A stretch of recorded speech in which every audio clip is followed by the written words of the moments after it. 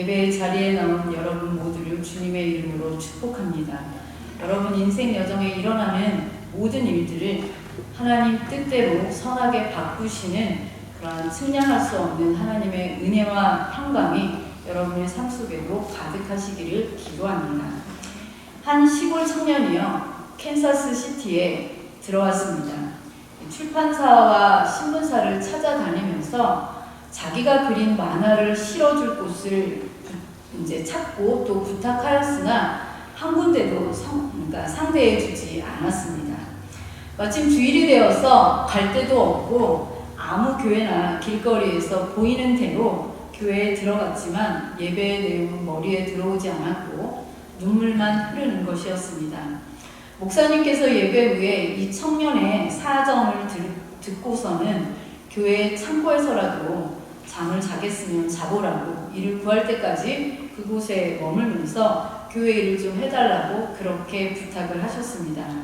그러면서 용기를 잃지 말게, 하나님이 자네를 사랑하고 계시다는 것을 꼭 기억하게, 이렇게 격려해 주셨습니다. 그런데 이 교회 창고는 낮이나 밤이나 가리지 않고 쥐들이 많이 다니는 그러한 곳이었습니다. 그 청년이 쥐들에게 먹을 것을 조금씩 주자 이 쥐들이 더 이상 이 청년을 보고도 도망가지 않고 쥐를 이렇게 관찰하게 되는 중에 세계를 사로잡은 미키 마우스의 아이디어가 떠올랐다고 합니다. 이 먹을 것도 또 잘 곳도 없던 청년이 바로 월터 디즈니였습니다. 감옥으로부터의 희망 메시지, 오늘 두 번째로 나눌 말씀은 이 감옥이라는 절망적인 상황 속에 있었던 바울이 여전히 하나님의 구원을 믿고 또한 자신이 갇힌 그 상황이 복음을 전파하는 데 유익하다는 사실을 기뻐하는 이유, 그것에 대해서 살펴보도록 하겠습니다. 오늘 이 바울이 자신의 매임, 자신의 갇힌 그 상황이 어떻게 이렇게 복음 전파에 유익하다고 고백하는지 그 고백을 통해서 우리 그리스도인들이 만나게 되는 모든 상황, 특히 고난의 터널을 통과할 때의 그 의미를 생각해보고 이 모든 상황을 선하게 인도하시는 하나님의 은혜를 깊이 나눌 수 있기를 소망합니다. 지난주에 제가 여러분에게 빌립보서 1장 6절 말씀을 한 주간 에브리데이 묵상하십시오 그렇게 말씀드렸는데 잘 묵상하셨습니까? 우리 안에서 착한 일을 시작하신 하나님께서 그리스도 예수의 날에 이르기까지 그 일을 이루어 가실 것입니다. 이것을 믿는 믿음이 있다면 여러분의 삶은 행복한 삶이 될 것입니다. 이번 주의 핵심 말씀은 21절 말씀입니다. 이 말씀은 짧으니까요, 여러분이 외우시면 여러분이 살아가는데 더 도움이 되실 것 같은데 다 함께 이 말씀을 2번 읽도록 하겠습니다. 시작. 이는 내게 사는 것이 그리스도니 죽는 것도 유익함이라. 한 번 더 시작. 이는 내게 사는 것이 그리스도니 죽는 것도 유익함이라. 아멘. 당시 로마는요, 세계 중심이었습니다. 모든 길이 로마로 통하던 시절이었습니다. 그랬기 때문에 사도 바울은 자신이 이 세계 복음화를 위해서 로마로 꼭 가야 한다, 이러한 믿음이 있었습니다. 그런데 그 길이 쉽게 열리지 않았습니다. 그러다가 예루살렘에서 복음을 전하던 중 체포를 당하게 되고 로마 시민권을 가지고 있던 사도 바울은 로마 황제에게 최종 재판을 받기 위해서 로마로 호송되어 가게 되었습니다.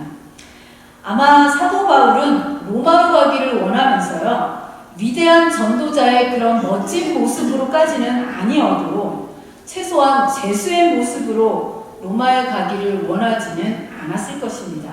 또 그렇게 기도하지도 않았을 것입니다. 그러나 사도 바울은 체포된 모습으로, 또 초라한 모습으로, 죄인의 모습으로 로마로 들어가게 되었습니다. 이처럼 하나님의 계획과 인간의 계획은 많이 다릅니다. 그러면 왜 하나님께서 화려한 모습이 아닌, 더 멋진 모습이 아닌 죄인의 모습으로 이 바울을 로마에 가게 했을까? 그것을 생각해 보아야 합니다. 한 세 가지의 이유로 살펴볼 수 있을 것 같습니다. 첫째는 여행 경비의 문제입니다. 사도 바울은 여러분이 아시다시피 천막을 만들어서 선교를 감당했습니다. 그러니까 당연히 부자가 아니었습니다. 그런 상황에서 어느 세월에 돈을 모아서 로마에 갈 수 있는 배삭과 여행 경비를 마련할 수 있겠습니까? 그런데 체포되어서 가다 보니까 돈 한 푼 들이지 않고 로마에 갈 수 있게 되었습니다. 두 번째 이유는요, 안전의 문제였습니다. 그 당시에 많은 사람들이요, 이 바울을 죽이려고 계획을 많이 짰습니다. 사도행전 23장 12절 13절에 보면요, 바울을 죽이기 전까지는 잠도 자지 않고 먹지도 않겠다, 이러한 사람이 4명이 아니라요 40명이나 있었습니다. 그런 상황에서 바울이 로마로 가게 되면 그 머나먼 여정을 가면서 혼자서 가게 된다면 분명히 목숨을 잃을 일이 발생하고 말았을 것입니다. 그런데 죄수로 잡혀가니까 호위병까지 붙어서 로마까지 안전하게 갈 수 있게 되었습니다. 셋째는 보다 효과적으로 로마에서 복음 전파를 할 수 있도록 하기 위함입니다. 군인들이 이 왕궁 안에서 사도 바울이 있었던 감옥을 지키고 있었습니다. 이 왕궁의 감옥은 6시간 단위로서 그 교대가 이루어지는 사교대 시스템이었다고 합니다. 즉 16명이 하루에 4번 교체되어서 바울이 있던 그러한 감옥을 지켰습니다. 그래서 바울은 그들에게 복음을 증거했습니다. 감옥을 교회로 만든 것입니다. 바울이 하루에 4번 그곳에서 예배드리는 마음으로 복음을 증거했습니다. 그리고 놀랍게도 그 안에 대부분의 사람들이 이 복음을 접하게 되었습니다. 만약 그가 일반인 신분으로 로마에 들어갔다면 황제 주변으로 접근할 수 있는 기회는 생각보다 쉽지 않았을 것입니다. 이렇게 하나님은 우리 사람이 보기에는 문제의 길, 고난의 길을 하나님의 뜻을 위한 새로운 길로 인도하시는 것을 볼 수 있습니다. 성경에 그 대표적인 사건이 있는데요. 그 사례가 바로 요셉이 애굽의 노예로 팔려간 사건입니다. 하나님께서는 그 사건을 어떻게 바꾸셨는지 창세기 50장 20절 말씀 보겠습니다. 이 말씀은 우리가 함께 읽어보도록 하겠습니다. 시작. 당신들은 나를 해하려 하였으나 하나님은 그것을 선으로 바꾸사 오늘과 같이 많은 백성의 생명을 구원하게 하시려 하셨나니.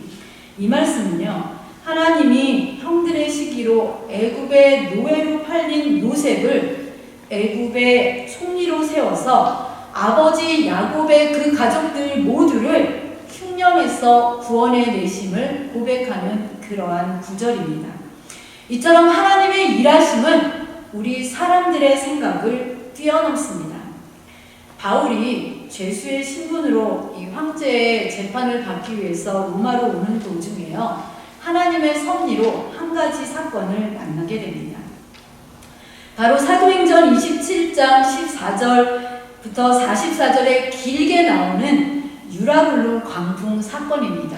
이 유라굴로는 태풍의 이름입니다. 오늘날에도 매미, 여러 가지 이름들이 붙어 있듯이 그 당시에도 태풍의 이름을 붙였는데 유라굴로라는 태풍의 사건을 만났습니다.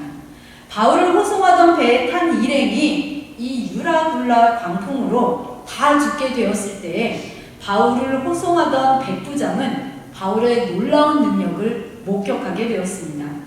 특별히 사도행전 27장 22절에서 44절에 따르면 이 바울이 하나님께 계시를 받은 대로 배는 부서졌지만 그 배 안에 탄 276명 모두가 생명을 건졌다고 기록하고 있습니다. 그 장면을 생생하게 목격했던 백부장이 로마에 도착해서 어떤 이야기를 했겠습니까? 황제의 시위대에게 이렇게 말했을 것입니다. 그 사람 보통 사람이 아니야. 하나님이 주신 신비한 능력을 가진 사람이야.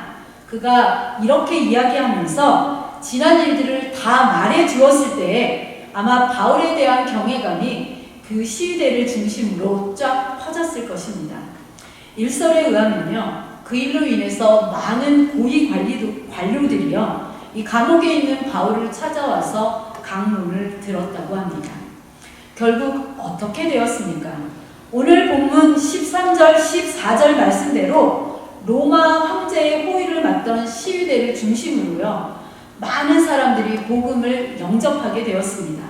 그러한 역사를 목격한 사람들이 더욱 복음을 전파하게 되어서 결국에는 황제의 식구들까지 예수님을 믿게 되는 놀라운 일들이 일어났습니다. 이 처음에 로마에 전파된 기독교가 얼마나 큰 박해를 당했습니까? 이 박해를 당하던 기독교가 로마의 국교가 되었는데요. 콘스탄틴 313년에 국교로 정해졌습니다. 그런데 그때 실제 기독교인 인구를 살펴보면요, 전체 인구의 7%도 안 되었다고 합니다. 그렇게 적은 인구수가 그리스도를 믿었음에도 불구하고 높은 지위에 있던 대다수의 사람들이 그리스도인이었기 때문에 국교로 정하는데 어려움이 없었다고 합니다. 그 뿌리를 살펴보면 사도 바울이 전한 복음 때문인 것을 당연히 짐작할 수 있습니다. 비록 바울이요, 개선 장군처럼 화려한 모습으로 로마에 들어가지 못하고 가장 초라한 죄수의 모습으로 들어왔지만 그 일로 인해서 로마 황제의 지방과 권력자들을 중심으로 이 로마의 복음이 빠르게 퍼져나갔고 그것이 복음 확산의 견고한 버팀목이 되었습니다. 얼마나 놀라운 하나님의 역사입니까? 하나님은 때로 우리에게요, 고난을 허락하십니다. 그 고난을 통해서 우리 인간이 감히 상상하지 못할 놀라운 일들을 멋지게 이루어내시는 분이 하나님이십니다. 이 세상에 우연이란 없습니다. 물론 세상 사람들은 내가 잘 되거나 좋은 일이 일어나면 이거는 우연이야, 이렇게 이야기하기도 하지만 모든 상황은 하나님의 주권하에 이루어집니다. 우리가 만나면서요, 우리가 인생을 살아가면서 만나게 되는 전혀 예상하지 않았던 고통, 불행, 또 돌발적인 사고나 절망적인 그런 환경들, 여기에 사시는 모든 분들 다 경험하고 살아가게 됩니다. 그럴 때 우리가 기억하셔야 할 것이 있습니다. 바로 하나님입니다. 내 생각과 내 예상을 뛰어넘는 하나님의 인도하심이 있다는 그 사실을 기억하시고 나의 모든 상황, 문제, 여러 가지 풀 수 없는 모든 일들을 하나님께 맡기는 자세가 필요합니다. 이러한 하나님을 이사야 선지자는요, 이렇게 묘사하고 있습니다. 이사야 55장 8절에서 9절 말씀입니다.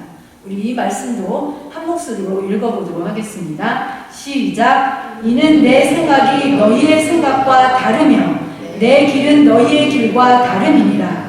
여호와의 말씀이니라. 이는 하늘이 땅보다 높음 같이 내 길은 너희의 길보다 높으며 내 생각은 너희의 생각보다 높음이니라. 아멘입니다. 2017년에요. 우리나라에 새롭게 개통된 동서 고속도로가 있는데 혹시 여기 계신 분 중에 이용하신 분 계신가요? 이 동서 고속도로는 말 그대로 동쪽에서 서쪽으로 이렇게 관통하는 그러한 고속도로겠죠. 그런데 서울부터 이 동해안까지, 동해안 중에서도 특히 강릉까지요, 짧게는 1시간 30분, 적어도 2시간 안에는 도착할 수 있도록 만든 길이라고 합니다. 여러분 믿어지십니까? 서울에서 강릉을 가보신 분들은 아시겠지만요, 험준한 산들 때문에 적어도 서울에서 강릉까지 가는데 걸리는 시간이 5시간 이상이었던 것으로 저는 기억합니다. 그런데 이 고속도로를 이용한 사람들에 따르면요, 정말로 2시간 안에 강릉에 도착할 수 있다고 합니다. 어떻게 그렇게 빨리 갈 수 있었겠습니까? 그 비밀은 터널에 있다고 합니다. 이 고속도로는 거의 터널로만 되어 있다고 합니다. 30개가 넘는 크고 작은 터널들이 있고 가장 긴 터널은 11km 정도를 계속 달려야만 한다고 합니다. 하나의 터널을 빠져나오면요, 또 하나의 터널이 바로 기다리고 있다고 합니다. 그렇게 해서 이 터널에서 저 터널을 계속해서 달려갔더니 거짓말처럼 2시간 안에 목적지에 도달할 수 있었다고 합니다. 저도 나중에 이 강릉을, 서울에 가면 강릉을 이 고속도로를 이용해서 가보고 싶다는 생각을 했습니다. 제가 이 고속도로 이야기를 들으면서요, 우리 인생도 그렇구나, 우리 인생에도 하나의 터널이 끝나면 끝이구나 싶었는데 바로 또 하나의 터널이, 다른 터널이 계속 기다리고 있구나. 그럼에도 이 캄캄한 터널이 계속 가는 것 같지만 터널에는 반드시 끝이 있구나, 이러한 생각이 들었습니다. 그렇게 많은 터널들이 있는 이유가 뭘까요? 결국에는 그것이 가장 빠른 지름길이기 때문입니다. 우리 인생도 마찬가지입니다. 터널 안에 있을 때는요, 어둡고 답답합니다. 왜 나만 이렇게 캄캄하고 어두운 길로 하나님이 인도하실까 원망의 마음이 들기도 합니다. 그러나 기억하십시오. 하나님은 답답하라고 우리에게 터널을 주신 것이 아니라 목적지에 보다 빨리 도착하라고 터널을 풀어주신 것입니다. 모든 터널 마지막에는 반드시 환한 빛을 보게 되어 있습니다. 제가 바라기는 저와 여러분의 삶 속에서 만나게 되는 이러한 터널들이 하나님의 은혜임을 고백할 수 있기를 간절히 기도합니다. 이 빌립보서를 쓴 사도 바울은요, 이러한 하나님의 은혜를 뼈저리게 경험했던 사람입니다. 그는 인간적인 눈으로 보면요, 예수님 때문에 인생을 망친 사람입니다. 왜 그러냐면요, 그는 세상적으로 볼 때는 아주 잘 나가던 사람입니다. 그의 집안은 어떻습니까? 그 귀한 로마의 시민권까지 있던 좋은 가문에서 태어난 사람입니다. 공부도 좋은 곳에서 많이 했습니다. 경제적으로도요, 어려움을 모르고 자랐던 사람 중에 한 명이었습니다. 요즘 말로 표현하자면 금수저로 태어난 사람입니다.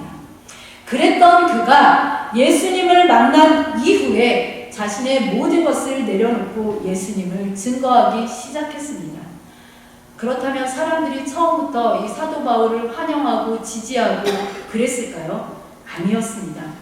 예수님을 믿는 사람들을 핍박했던 그 옛날 사울의 이미지가 너무 강했기 때문에, 또한 그는 예수님의 12제자도 아니었기 때문에 바울의 사도권에 대해서 수많은 사람들이 끊임없이 의심을 하고 시비를 걸었다고 이 서신서를 보면 기록되어 있습니다.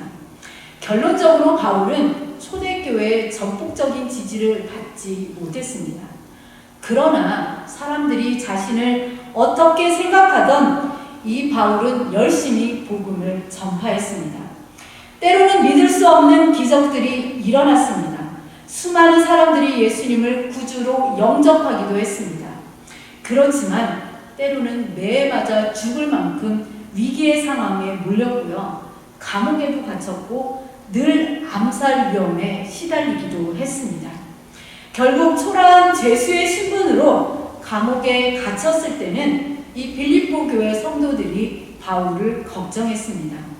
바울이 로마로 간 것은 복음을 전하기 위해서인데 바울이 감옥 안에 있으니까 로마를 어떻게 복음화시킬 것인가, 이러한 염려를 하였습니다. 그런데 오늘 바울은 12절에서 이렇게 고백하고 있습니다. 12절 말씀 보겠습니다. 형제들아, 내가 당한 일이 도리어 복음 전파의 진전이 된 줄을 너희가 알기를 원하노라. 이 말씀은요, 그러니까 자기가 당한 일이라는 게 바로 죄수로서 감옥에 갇혀 있는 그 상황을 의미합니다. 우리가 지난주에 살펴보았던 것처럼 사실 이 사도 바울은 예수님을 믿고 난 그 이후부터는요, 자신의 계획대로 풀린 일이 거의 없었던 사람이었습니다. 예수님을 믿고 난 후에 그의 인생은 계속된 고난의 연속이었습니다. 심지어 지금은 감옥에 갇혀서 언제 죽을지 모르는 처량한 신세가 되었습니다. 여러분에게 예수님을 믿기 시작하면서 전에 없던 어려움이 생기기 시작하고 계속되는 고난이 지속되고 있는 데다가 거기에 죽을 위기까지 겹친다고 한다면 그래도 여러분은 예수님을 믿겠습니까? 그래도 여러분은 있는 힘을 다해서 복음을 전하시겠습니까? 그러나 그 수많은 인생의 고비 속에서 이 사도 바울이 깨달은 것이 있었습니다. 그것은 복음 전하는 사람은 감옥에 갇힐 수 있었지만 예수 그리스도의 복음은 절대로 갇히지 않는다. 내가 아니어도 내 방법이 아니더라도 주님은 로마와 이 세계를 복음화 시킬 것이다. 내 생각과 내 예상을 뛰어넘으시는 그 하나님의 인도하심 때문에 나는 여기에 갇혀 있지만 기뻐하고 기뻐할 수 있다. 이렇게 고백했습니다. 바울은 어떻게 이런 담대한 믿음을 가질 수 있었을까요? 그 해답이 바로 20절과 21절 말씀입니다. 우리 이 말씀도 함께 읽어보도록 하겠습니다. 시작! 나의 간절한 기대와 소망을 따라 아무 일에든지 부끄러워하지 아니하고 지금도 전과 같이 온전히 담대하여 살든지 죽든지 내 몸에서 그리스도가 존귀하게 되게 하려 하나니 이는 내게 사는 것이 그리스도니 죽는 것도 유익함이라. 아멘. 여러분도 이런 바울과 같은 고백을 할 수 있기를 바랍니다. 무엇으로 우리가 그리스도인으로 살게 합니까? 그리스도인으로 살아가게 합니까?